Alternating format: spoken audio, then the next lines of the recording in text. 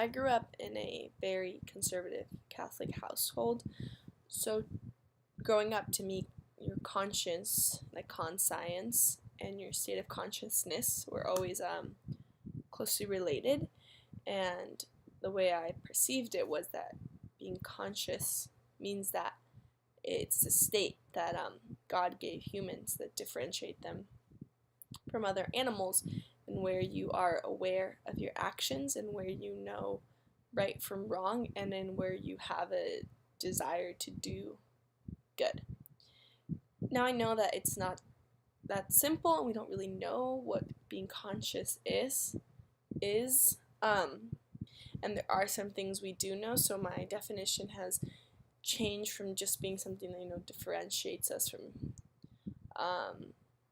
animals and makes us want to do good. And the way I can best define consciousness, being conscious, is being aware of these sort of automated bodily biological responses that are happening inside of us, that we are aware that when we touch something hot, it makes us feel pain, not just because we have nerves going off, but because it's happened before, so we're aware if that's going to happen, and that we are aware that there's certain things that will make us feel emotions, that'll make us feel angry or happy, or that when we are hungry, we will not just always eat what's in front of us, that we are aware enough to know that, some things will be better for us, and some things, if you're on a diet, are more healthy, or that,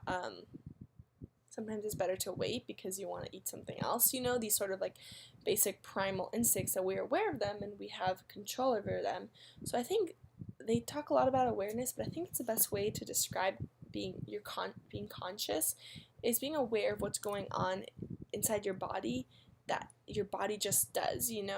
we see because your body is going through all these processes, and we're hearing because going through all these processes, but we're aware that this is all happening, and it helps us be like more in tune with not just ourselves but with others, so we are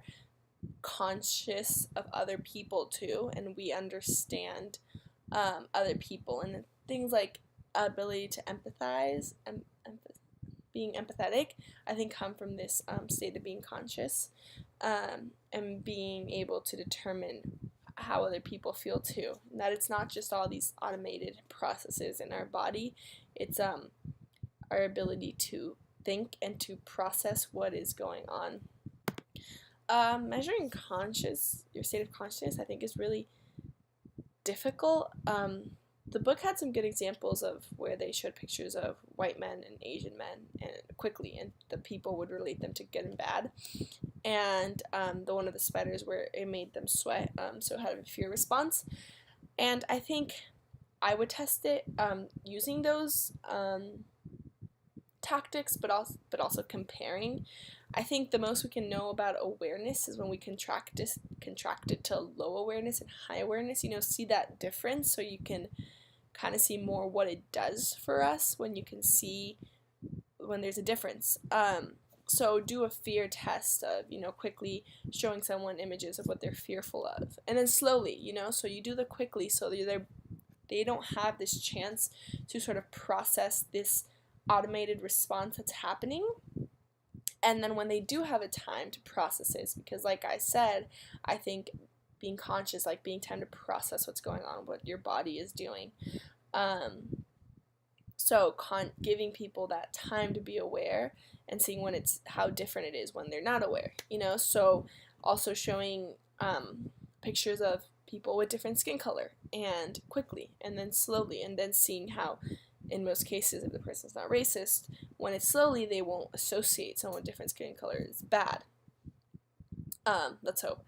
And those sort of tests when you're contrasting the two to say, like, this is what happens when a person is more aware, so your awareness does X, Y, and Z after doing these tests.